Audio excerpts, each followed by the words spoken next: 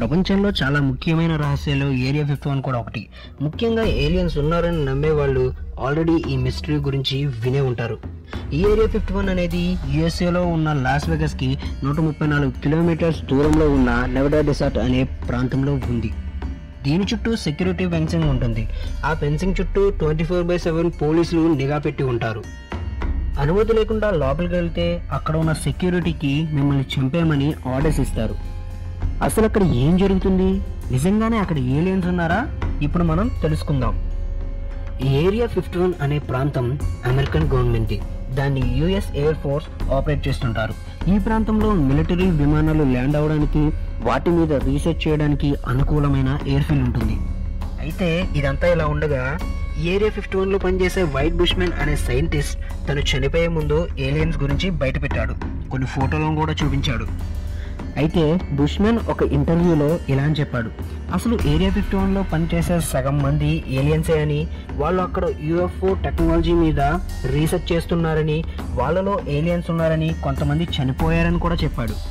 అక్కడున్న aliens 68 light years దూరంలో ఉన్న పింటామ్నియా అనే గ్రహం నుండి ఒక ఎయిర్ క్రాఫ్ట్ మీద వచ్చారని చెప్పాడు. తను ఏలియన్స్తో మాట్లాడానని, కొంతమంది ఫ్రెండ్లీగా ఉంటారని, కొంతమంది మూర్ఖులని కూడా చెప్పాడు. మొదట్లో అక్కడికి వచ్చిన ఏలియన్స్తో పోరాడుతూ 19 మంది మనుషులు చనిపోయారని కూడా చెప్పాడు.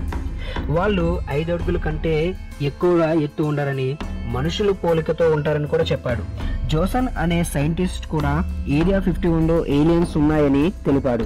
దానికోసం అతను కొన్ని ఏలియన్స్ ఫొటోస్ని కూడా బయటపెట్టాడు. ఫైనల్గా CIA సెంట్రల్ ఇంటెలిజెంట్ ఏజెన్సీ 2013లో మొత్తం నిజాలని బయటపెట్టింది. అలా కాలంగా యుఎస్ గవర్నమెంట్ నెవడా డెసర్ట్లో ఏరియా 51 అనే ప్రాంతం ఉందని ఒప్పుకోలేదు. ఫైనల్గా 2013 ఆగస్ట్ 15 రోజున CIA నెవడా డెసర్ట్లో ఏరియా 51 అనే ప్లేస్ ఉందని ఒప్పుకుంది. అమెరికా రష్యా మధ్య కోల్డ్ వార్ జరిగేటప్పుడు రష్యా వాళ్ళు మా దగ్గర చాలా న్యూక్లియర్ వెపన్స్ ఉన్నాయని చెప్పుకునేవాళ్ళు. దీనివల్ల అమెరికా వాళ్ళు చాలా టెన్షన్ పడేవాళ్ళు. రష్యా వాళ్ళు ఇవన్నీ ఎక్కడ చేస్తున్నారు, ఎలా చేస్తున్నారు అని తెలుసుకోవడానికి యుఎస్ గవర్నమెంట్ కొన్ని స్పై మిలిటరీ ప్లేన్స్ను రష్యాకు పంపేవాళ్ళు. అయితే రష్యన్ రాడార్స్కు ఆ విమానాలు చిక్కేవి.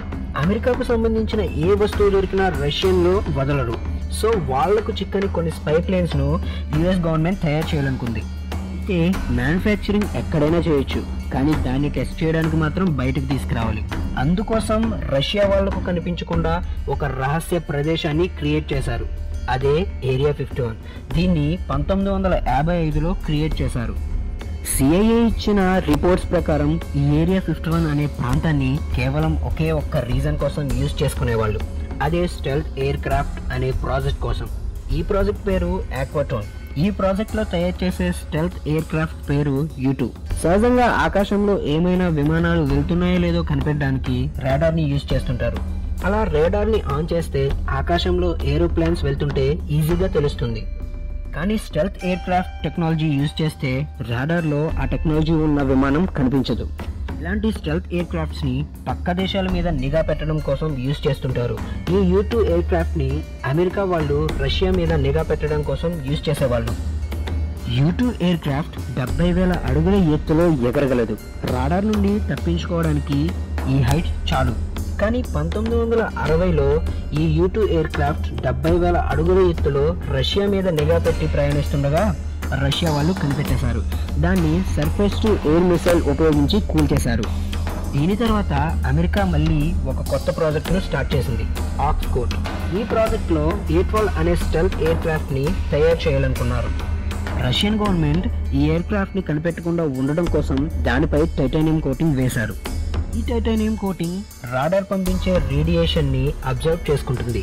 సో ఇక ఈ విమానాన్ని రాడార్ కనిపెట్టలేదు.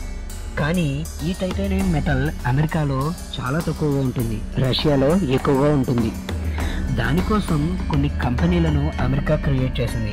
ఎందుకంటే మ్యానుఫ్యాక్చరింగ్ సెక్టార్స్కి మాత్రమే రష్యా ఈ టైటానియం మెటల్ని సప్లై చేస్తుంది, మిలిటరీ పర్పసెస్ కోసం సప్లై చేయదు.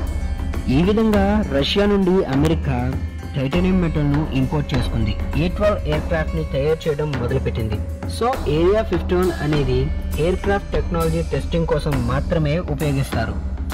కొంతమంది మాత్రం అక్కడ ఖచ్చితంగా ఏలియన్స్ ఉన్నాయని, వాటిని దాచిపెట్టడానికి ఇలాంటివి అఫీషియల్గా అనౌన్స్ చేస్తున్నారని కూడా అంటుంటారు. కానీ దానికి ప్రత్యేకంగా అయితే ప్రూఫ్స్ లేవు. ఈ వీడియో మీకు నచ్చినట్లయితే లైక్ చేయండి, తప్పకుండా షేర్ చేయండి. ఇలాంటి మరెన్నో వింతలు మీరు తెలుసుకోవాలనుకుంటున్నారా? అయితే మా తెలుగు రహస్యం ఛానల్కి సబ్స్క్రైబ్ అవ్వండి.